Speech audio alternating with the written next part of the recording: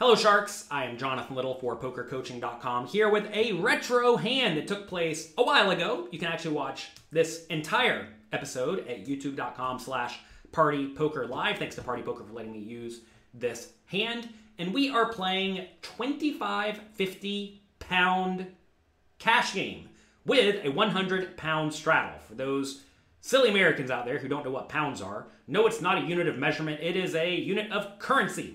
Back in the day, it was about $1.7, so this is a pretty big game for back in the day. Let's get right to it. We have a, well, re-raise because there was a straddle. We have a raise from Phil Laak to about 2.25 times the straddle. These players are playing very deep stacked. They're playing about 47,000 pounds deep. Gotta do some math. Even with a straddle, that is 477 effective big blinds. All right, here we have a raise from Phil Laak. For those who don't know Phil Laak, by the way, he's been around poker for forever. He has one World Series of Poker bracelet, $3.8 million in live tournament earnings, and he had a TV show with Antonio Esfandiari called I Bet You, where they bet with each other. Genius title, I know. All right, let's take a look. He raises it up 2.25 big blinds. There's a samurai at the final table. Shout out to Neil Channing. Hello. A lot of the big gamblers really from the London poker scene got into the fray there. They were. Is that a samurai or a taekwondo person? He has a black belt. Someone let me know in the comments section. Is this a karate person or a taekwondo person?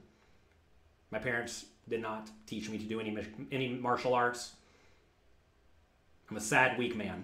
Playing like 3 straddles at this stage. I mean, it was really a wide open game, wasn't it? Yeah, it was lively. It was one of my favorite sessions, this one. I played it. Really enjoyed it. Live action. It's hard to think back, but at that time you were kind of on a bit of a not a super deep bankroll at that time. I was broke. All right, here is David Peat. His name is Viffer. He took the poker world by storm with his very unorthodox strategy. One time I played a hand with him at 25-50 no limit at Bellagio. Folds around to me in the small blind. I limp, playing $15,000 deep, 300 big blinds deep. You know what David Peat did? He looked at his cards and then said, I'm all in. 300 big blinds, he ripped it in on me. I folded. And after I folded, I gave him a come on, man. Give him a come on, man look. And he said, if you see a free $50 on the street, you're going to take it, right? He was right. He took it. He gets in there. He battles hard. Anyway, in this scenario, I know the graphics are having a tough time keeping up with us. Phil Laak raised to 225 over around to Viffer in the small blind. He's out of position. He likes to make it 1,200, okay? Which I think is good. When you're playing very deep stack, I like big re-raises to do everything you can to cut off the implied odds of your opponent. Yeah, I'll be honest, yeah. I was broke and I got staked into the game and I think I won like £23,000 and I was like out. Phil Laak calls. Yeah, so happy. Fine. I saw about £800 of that light. But you may look at this and say, why would you call with 8-7 high? Well, because you have a hand that has very good implied odds. Whenever you are in a scenario where you have to put in 1,000 to try to win, well, 47,000, you should usually take that spot when you have a hand that is suited, connected, etc., like Phil Laak's is. If that's an unknown what's the word? Concept. Goodness gracious. If that's an unknown concept to you, make sure you check out my live cash game IQ quiz. Check it out at PokerCoaching.com/cash quiz to be sure that you know how to play these common spots. And so far, this hand has played out perfectly standard. I was still out, so. 10-2-8. 10-8. But yeah, so Viffer, you know, the way he was playing, I mean, for him to have aces. All right. Viffer goes 2,000, so almost the size of the pot, and Phil Laak has a pretty easy call here with the middle pair. This here is just a huge hand, considering the way he knows Laak has been playing. And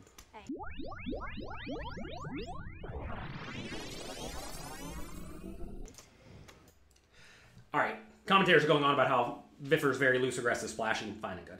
Okay, fine. Turn is an 8. Viffer's first with pocket aces. 2 clubs on the board.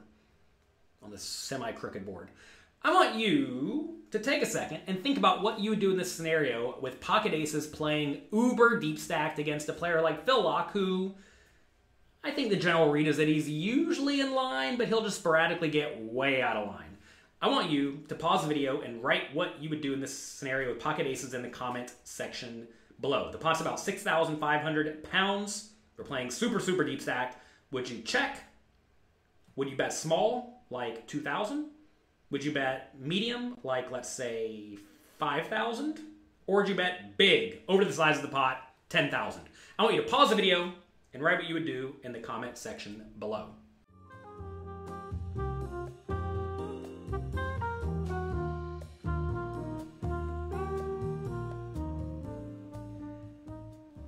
All right, this 8 is pretty bad for Viffer's pocket aces. Why? Because he probably doesn't have a whole lot of 8s in his range, and Phil Laak has a lot of 8s in his range. Phil Laak could easily have ace-8 suited, king-8 suited, jack-8 suited, 10-8 suited, 9-8 suited, 8-7 suited, maybe 8-6 suited, and for that reason, I think you just need to check. I realize it's annoying when there are a lot of draws available, like you could easily have jack-9, 9-7, etc., or flush draws.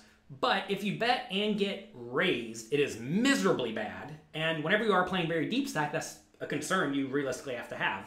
Also, when you bet and get called, you could still be in a pretty nasty scenario because your opponent can float you with all sorts of stuff and put you in bad spots on the river. So even though pocket aces is very likely the best hand at the moment, especially if you're playing against a generally loose aggressive player, you don't want to put yourself in a scenario where you have to face aggression out of position where you're really stuck in a guessing game, right? You want to do everything you can to minimize the size of the pot when you'll be put in a guessing game if a lot of money goes in. So imagine in this scenario, if Viffer just checks the turn, he can easily call a turn bet.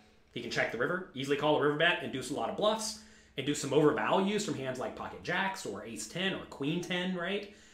And that's fine and good. Nice, easy poker. And the tough thing with this recommendation of playing a little bit cautiously here with pocket ace is that you will give up a little bit of value sometimes, especially against your more cautious opponents who won't bet a hand like queen 10. But I think that's usually just worth it when you're out of position playing super deep stack. You want to make sure your checking range is well protected, and I think that's what we want to do in this scenario. We discussed this concept a decent amount at pokercoaching.com, and right now we are having a sale for Independence Day. I know that this game was played in England, but America got independence from England. And we're proud of it, I suppose. So make sure you check out the Independence Day sale at pokercoaching.com/independence. Let's take a look at what Viffer does. Yeah, Viffer's... By the way, don't overbet the turn here. That would be a disaster. If you bet 10,000 into 6,000 here, then you'll make your opponent fold out all under pairs, and you're mostly going to get called by 10s, which, you know, you're happy about, but also the 8s, which you're really unhappy about. Definitely got an unorthodox style. He just bets so fast and big, and a lot of the time he doesn't even give himself time to think. He just reacts to cards as they come off. All right, 5,000 bet from Viffer. Like I said, I think I'd probably check here. The only way you can really justify betting here is if you do have a very insane image like Viffer does. He does get in there. He does battle hard, and as you battle harder and harder, you'll inevitably get paid off by weaker and weaker hands. So while I would have just checked the turn, probably looked to check call against most people, if I had an insane image, I could definitely see there being merit in betting, because then your opponent's just never folding a 10 no matter what. Maybe they're not even folding a hand like pocket 3s. So you can realistically get a little bit thinner value if your opponents think that you are sporadically insane like Viffer is. Phil Laak does just call. I like the just call here. There's certainly some merit in just going ahead and raising to try to get full value from a hand like overpairs or a good 10 or draws when we are playing super deep. I mean, every once in a while Phil Laak's going to be beat, but it's like basically never if he is just kind of unlucky. So I could see raising here being fine, but if you think Viffer is insane and he's getting after it a lot, you don't really want to raise, because then you're going to make him fold out hands that are drawing thin or dead. Like imagine Viffer has ace high or king queen or king jack. You definitely don't want him to fold. And even if he does have a draw like jack 9, notice the 7's no good, right? So I think it's a scenario where you probably do want to call. As your opponent's turn betting range is stronger and stronger, you should be more inclined to just put in the raise immediately because they're not going to fold very often. But as their range is wider and wider and full of more very junky bluffs, you definitely want to call to give them every opportunity to keep bluffing the river. Question is, do you like this river bet, or he's going to make a big one, Viffer, or is it okay in the scheme of the whole thing about Phil Laak? I think if I played like Viffer had been playing in this, I think I prefer a big river bet. it's just because a lot of draws missed and, 9,000. you know, flush draws missed, and doesn't ever expect Phil to fold a 10. So, commentator says here, probably correctly, that given the way Viffer is playing, very loose, flashy, aggressive, that he can just go for value because Phil Laak's never going to fold a 10, and obviously there are more playable 10s than there are playable 8s. And, you know, could be true. Problem is, Jack 9 gets there too.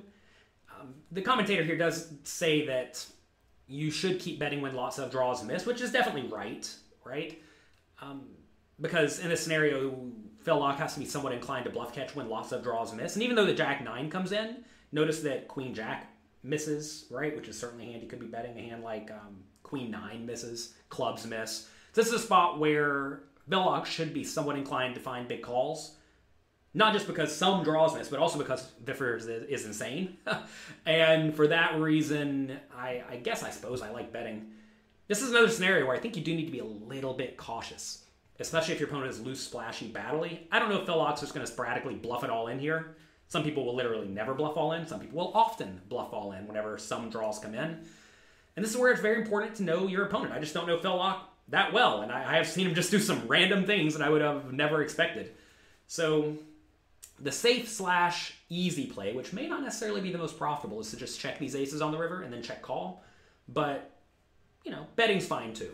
Over to Phil Laak, I think the right play is to just rip it all in. Whenever lots of draws miss, you want to do everything you can to make your opponents think you have a busted draw. If you put in a min raise here with the effect of nuts, right, the full house, when the river's the 7, that, you know, your opponent's going to get very, very, very suspicious. So I think really the only play for Phil Laak in this scenario is to put it in.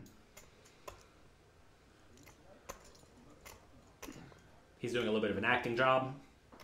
Don't know if that's necessary. I don't think he said like too many words this entire session, Laak. He just played the nutter baller. So I love the way he raised. Phil Laak, for those who are not watching, stacked up his chips and then pushed them all into the pot. That's not very nice to the dealer, Phil Laak. Come on, man. But it's pretty strong. He actually played this hand quite well. I think he makes the pass here. I think he played it well. I don't mind the bet. I played so bad. You know, 'cause the way Viffer plays, he's bluffing a lot and he's in every pot, so you've got to like value bet thin when you play like that. Commentator does point out here again that you have to value bet thin whenever you're doing a ton of bluffing, which is definitely correct. The problem now is that what do you do when your opponent knows you bluff a lot? Is your opponent, in this scenario Phil Laak, going to be willing to re-bluff you ever? And if they are going to be willing to re-bluff you on the river in spots like this, then you have to start finding big calls. I mean, this comes up in tournaments every once in a while where you have a bunch of loose, splashy, battling opponents raising, re-raising, re-raising. You'll see them getting it all in for like 50 big blinds pre-flop with ace-10 against king-jack, and you're thinking, what? But it's because they're all in there battling hard, right? And this is a scenario where I would not be shocked if Viffer talks himself into a call. Now, it is unfortunate he has the ace of clubs in his hand because a potentially reasonable bluffing hand is the ace-x of clubs. So that's a bit of a bummer. That's more of a reason to fold. Not a huge reason, though. You have to think the most logical bluffs, or bluffs that would consider bluffing in this spot, are going to be random, like queen-jack, queen-9 with clubs. The tough thing is that whenever you have a hand like queen-jack and clubs, and you're jamming in Phil Laak's shoes, like, you kind of want your opponent to have random clubs, because that's an auto-fold, right? And you're blocking those who go queen-jack. Your opponent can't have, like, king-jack of clubs or ace-jack of clubs, right?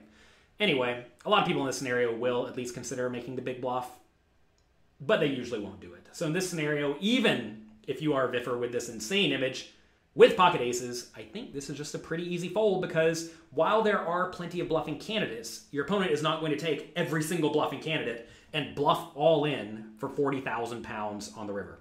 They're just not going to do it. Perhaps especially with a little bit of a Hollywood, and then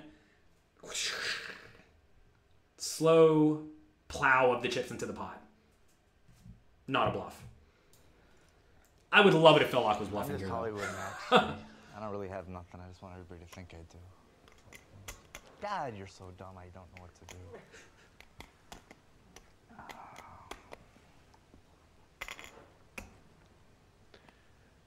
There's Roberto Romanello in the background on the phone. 7 Biggest chips. pot he's seen in a while. He get in this game as It's gonna well. hurt no matter what. It's going to hurt no matter what. This is like a no-win situation here. Yeah, I never saw this hand because I think I was sleeping after I played, or I hadn't come on into the game yet. But I like the way Phil played it, and I like the way Viffer played it so far. By the way, so you guys know.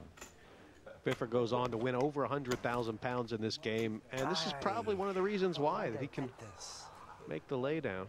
Why did I bet this? I agree, Viffer. Wow. And he makes the fold, and Viffer saves 30,000 pounds that some people in this scenario who have loose, flashy battling images talk themselves into torching.